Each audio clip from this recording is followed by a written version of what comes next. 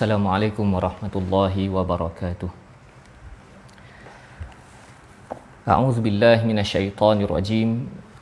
Bismillahirrahmanirrahim.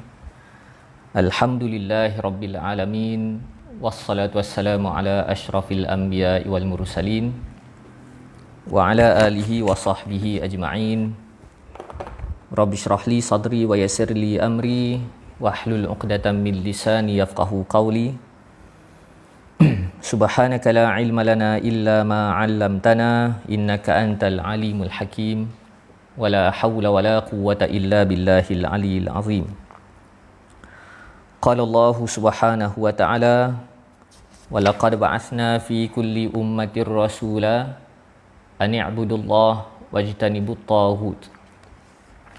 Allah berfirman, dan sesungguhnya kami telah utuskan bagi setiap umat itu rasul, masing-masing membawa seruan, abdikanlah diri kepada Allah dan jauhkanlah diri dari taghut. Sadaqallahul azim. Pertama sekali, alhamdulillah kita dapat bertemu pada malam ini. Seperti yang telah diwartakan, kita akan membahas kitab Sirah Ar-Rahiqul Makhtum karangan Syekh Mubarakfuri. Kita masih lagi dalam bab dakwah peringkat yang kedua, operasi dakwah Nabi SAW secara terbuka. Baik, jadi kita masuk dalam perbahasan serangan-serangan propaganda yang direncana oleh musyrikin Quraisy. Kita telah pun faham bahawasanya fasa Makkiyah merupakan fasa serangan pemikiran. Belum lagi membabitkan serangan balas daripada Nabi ataupun pertempuran secara pertumpahan darah, secara peperangan. Tetapi lebih membabitkan serangan pemikiran dan sudah pastilah terkait dengan propaganda. Baik, antara strategi kebijaksanaan yang dibuat oleh Nabi SAW adalah Nabi memilih waktu yang strategik, iaitu ketika orang-orang Arab sudah mula berkunjung ke Makkah untuk mengerjakan haji. Jadi dalam pertemuan yang lepas kita telah bahaskan bahawasanya walaupun orang-orang Arab itu sesat, tetapi sakibaki ajaran Islam yang dibawa oleh Nabi Ibrahim dan Nabi Ismail masih lagi tersisa dalam diri mereka, lantas menyebabkan mereka tetap mengerjakan haji, mengerjakan umrah dan memuliakan Kaabah walaupun mereka itu sesat, menyeleweng. Baik, sepanjang tempoh tersebut orang Quraisy digusari dengan satu perkara lain, iaitu dakwah Nabi secara terbuka dimulakan beberapa bulan sahaja sebelum hampirnya musim haji, sebelum Zulhijjah. Orang Quraisy tahu bahawa ramai rombongan Arab akan datang kepada mereka. Jadi keadaan Nabi itu sendiri menetap di Makkah. Makkah itu merupakan kota tumpuan orang-orang Arab. Daripada faktor tersebutlah yang banyak membantu perkembangan dakwah Islam, kerana Nabi mengerjakan dakwahnya di pusat masyarakat Arab dan kemudian orang Arab berkunjung untuk mengerjakan haji dan umrah, dan kesan daripada dakwah yang disampaikan oleh Nabi itu akan viral, akan tersebar dengan sendirinya apabila pengunjung-pengunjung di sekitar Semenanjung Arab balik ke kawasan masing-masing. Maka dengan perkembangan tersebut, orang-orang musyrikin Quraisy mula berbincang, bermesyuarat. Mereka berkumpul di sisi Al-Walid bin Al-Mughirah. Al-Walid bin Al-Mughirah, salah satu pembesar, dan Walid bin Mughirah inilah yang menjadi bapa kepada Khalid Al-Walid. Dia sebagai salah seorang think tank musyrikin Quraisy, dia memimpin perbincangan tentang jawapan bakal diberikan, bagaimana cara mereka untuk memburuk-burukkan dakwah Nabi SAW. Macam mana? Lantas Al-Walid berkata, satukanlah pandangan kamu dan jangan berbeza pendapat. Bermaksud kalau nak keluarkan apa-apa statement berkenaan Muhammad ataupun tuduhan terhadap Muhammad, maka kita kena sepakat supaya tuduhan kita kelihatan konsisten. Dakwaan kita kelihatan betul, tidak bercanggah. Kerana kalaulah satu-satu berita ataupun dakwaan itu saling bercanggah, sudah pasti menimbulkan keraguan orang ramai. Jadi untuk membentuk satu nilai kepercayaan, maka kita kena berbincang dan kita kena satukan satu skema jawapan dakwaan ataupun tomahan ke atas Muhammad supaya kita seia sekata, lantas menyebabkan orang mudah mempercayai kita. Baik, jadi dia sebut kerana nanti kamu akan saling mendustakan antara satu sama lain dan kata-kata kamu itu bercanggah antara satu sama lain. Kita kena sepakat.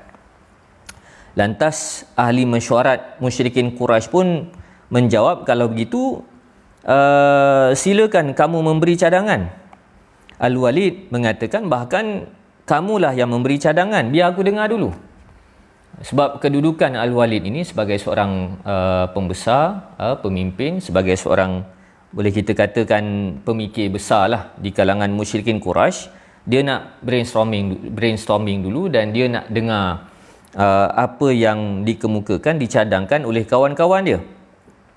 Maka mereka kata, biar kita kata Muhammad itu adalah seorang pawang. Seorang pawang. Al-Walid menjawab, tak sesuai. Demi Allah, sedangkan dia bukan pawang. Kita sendiri pernah melihat bagaimana keadaannya para pawang, sedangkan Muhammad tidak ada lagak pawang dan tidak bercakap dengan bahasa-bahasa pawang. Kita nak tuduh Muhammad ni pawang tak logik. Tak logik sebab gaya dia bukannya pawang, dia pun tak cakap merapu ke, tak menurun benda-benda yang tidak difahami seumpama pawang. Jadi nak dakwa tu biar nampak rasional. Lantas mereka berkata, kita katakan dia, iaitu Muhammad itu seorang gila. Kita tuduh dia gila lah, senang. Al-Walid mengatakan dia tidak kelihatan seperti orang gila. Dia tidak kelihatan seperti orang gila. Kita telah melihat penyakit gila dan kita tahu benar tentangnya. Dia tidak kelihatan seperti dirasuk, bercelaru fikiran dan tidak tentu arah. Kehidupan Muhammad ini adalah kehidupan yang teratur, kehidupan yang bersih, kehidupan yang bijaksana. Kalau kita nak kata dia gila, orang tak percaya. Kat mana gilanya? Lainlah kalau Muhammad itu kelihatan selekeh ke, kehidupannya tidak teratur ke, logiklah nak tuduh dia ni gila. Tapi dia tenang, rasional, kehidupannya teratur. Lantas mereka berkata, apa kata kalau kita katakan dia seorang penyair, mengemukakan ayat-ayat yang kelihatan hikmah, yang kelihatan ada nilai intelektualnya dalam kalangan masyarakat ketika itu. Lantas Al-Walid mengatakan dia tidak kelihatan seperti penyair, kerana kita sendiri tahu tentang syair dalam semua seginya, dari sudut kaedah-kaedah syair. Jadi Muhammad ni dia tak guna kaedah-kaedah syair itu. Dia ada level yang lain. Bahkan kalau kedengaran Al-Quran pun levelnya berbeza dengan syair yang selalu dikumandangkan oleh masyarakat Quraisy. Mereka berkata, kalau gitu kita katakan dia sebagai seorang ahli sihir. Kita kata tadi dah pawang dah, nak tuduh dia sebagai ahli sihir sebab dalam ayat-ayat dan dalam sirah, kita dapati antara tuduhan yang banyak cuba dikenakan ke atas Nabi adalah kononnya Nabi ini adalah ahli sihir, kononnya. Sebab apa? Sebab pada pertimbangan mereka, siapa-siapa yang bertemu dengan Nabi Muhammad, dia seakan-akan kena rasuk, dia seakan-akan kena sihir, kan, melekat, kerana pengaruhnya, karismanya, dia punya daya tarikannya luar biasa. Jadi kalau orang yang jumpa Nabi Muhammad, dia terus terpikat, dia terus melekat dengan ajaran Nabi Muhammad SAW, seakan-akan dia tersihir. Dia tersihir, dia ada karismanya. Jadi kalau kita lihat, ya, dakwah ini memerlukan dua nilai utama. Yang pertama akhlak, dan yang kedua hujjah. Dua-dua ini kena seiringan. Kerana manusia ada dua jenis secara rambangnya. Ada manusia yang menilai berdasarkan emosi. Manusia yang menilai berdasarkan emosi, dia akan menilai akhlak seorang pendakwah. Dan ada juga manusia yang menilai secara rasional. Maka dia menilai hujah-hujah yang dikemukakan oleh seorang pendakwah.